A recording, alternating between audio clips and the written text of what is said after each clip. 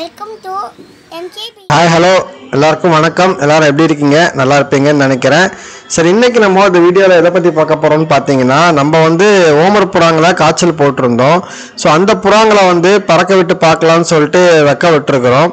So அதை காட்டுறதுக்காக தான் இந்த வீடியோ இப்போ மேக் பண்ணிட்டு இருக்கிறோம். ஸோ நல்லா ஒரு 5 புறாங்களை சூப்பராக ரெடி பண்ணி சுத்து பண்ணி வச்சுருந்தேன்.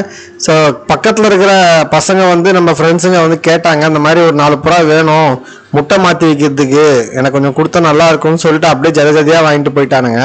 ஸோ இப்போதைக்கு நம்மகிட்ட பறக்கிற புறாவில் ஒரு புறா மட்டும் ஓமரை விட்டுருக்குறோம். ஸோ அது பார்த்தீங்கன்னா ஃபீமேல் தான்.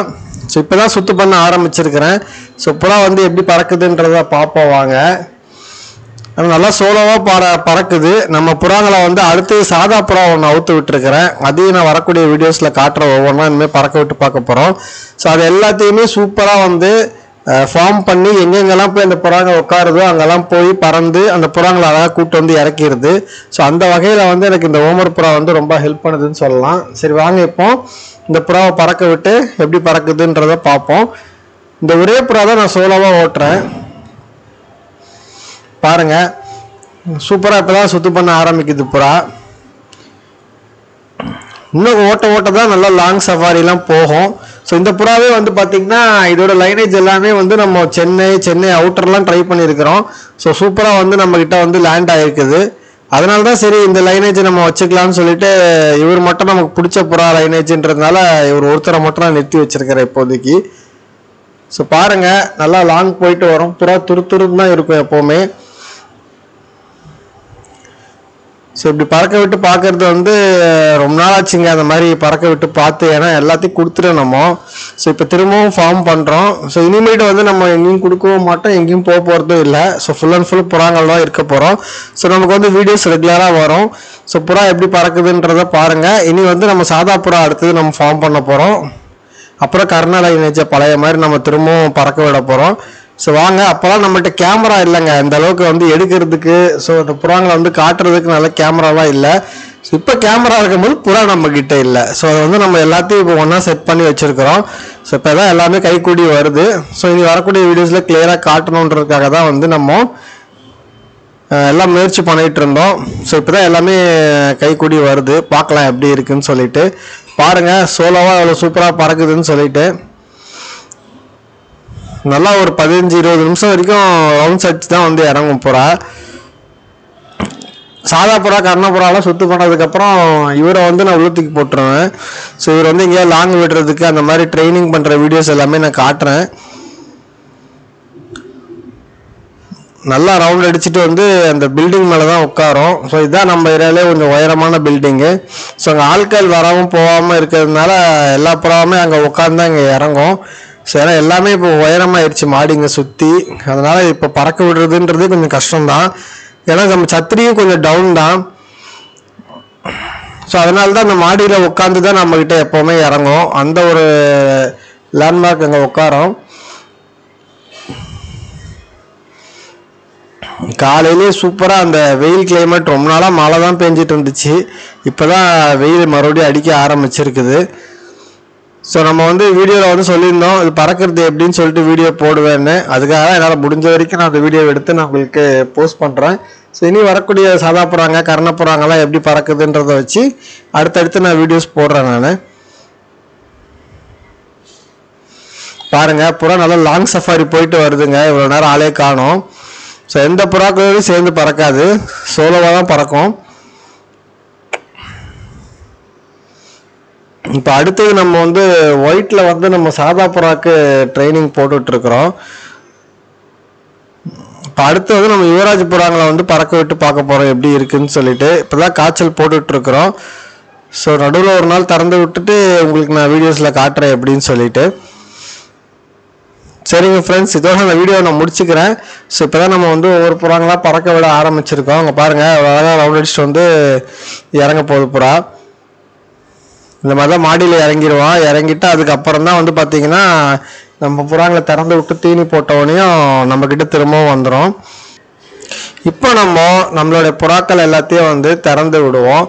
ஸோ இப்போ நம்மகிட்ட என்னென்ன புறாங்கெல்லாம் பறக்க விட போகிறோம், அடுத்து நம்ம சத்திரியில் போட்டுட்ருக்கோன்ற எல்லாத்தையும் நான் உங்களுக்கு காட்டுறேன். இப்போ இப்போ வந்து கிளைமேட் நான் சொன்ன மாதிரி மழை காலமாக இருக்கிறதுனால கொஞ்சம் சளி இந்த பிரச்சனைகள்லாம் லாஃப்டில் இருக்க தான் செய்யுது. ஸோ நல்லா பறந்துட்டு வர புறா கூட பார்த்தீங்கன்னா நல்லா சளி வந்துடுது. ஸோ திரும்பவும் நம்ம கொஞ்சம் லைட்டாக மருந்துங்கள்லாம் வைக்க வேண்டியதாக இருக்குது. திரும்பவும் ரெடி பண்ணிவிட்டு அதை வந்து சத்திரியில் போட வேண்டியதாக இருக்குது. ஸோ கிளைமேட் நல்லா இருந்துச்சு, வெயில் காலமாக இருந்தால் சூப்பராக புறாங்களை ஓட்டலாம். ஸோ அதனால தான் வந்து நமக்கு கொஞ்சம் வீடியோ லேட் ஆகுது, இல்லைன்னா நம்ம வந்து டக்குன்னு வீடியோ போடலாம்.